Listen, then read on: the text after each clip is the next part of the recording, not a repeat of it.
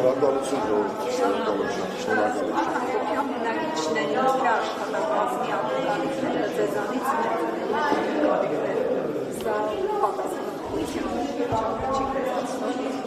Բնականաբար մեծ պատասխանատվությամբ արդեն մտել ենք այս գործընթացի մեջ, դեռևս 2021 թվականին, երբ հայտ ներկայացրեցինք տեղական ինքնակառավարման մարմինների ընտրություններում մեր Դավիթ Համբարձումյան դաշինքով մասնակցելու։ Այդ ժամանակվանից մինչև այսօր զգում ենք նույն պատասխանատվությունը եւ ամեն օր ավելանում է,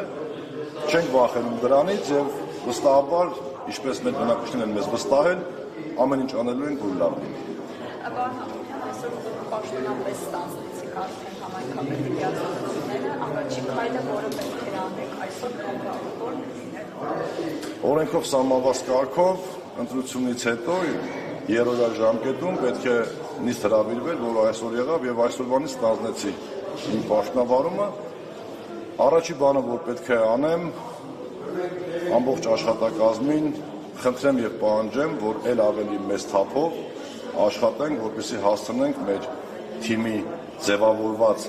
զարգացման ծրագիրը հասցնենք ժամանակին իր ավարտին։ Պարոն Հակոբյան, ճիշտ ասած, մենք քննարկում էինք լրագրողներով, ձեր թիմում աշխատակազմում կլինեն աշխատակիցների կրճատումներ, թե բոլորը կաշխատեն այնպես, ինչպես Դավիթ Համբարձումյանը։ 2016 թվականի վերջից այս թիմի հետ աշխատել եմ,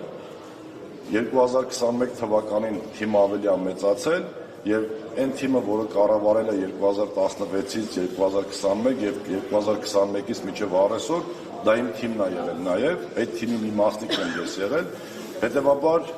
հաշվի առնելով, որ մեր թիմի ղեկավարը այս պահին ապօրինաբար գտնվում է կալանավորման մեջ, մենք պետք է ավելի լավ աշխատենք, որպեսզի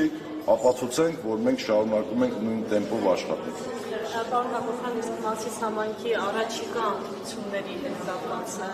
ինչ մտադրություններ ունեք, որոշում եք։ Անկեղծ ասած, մեր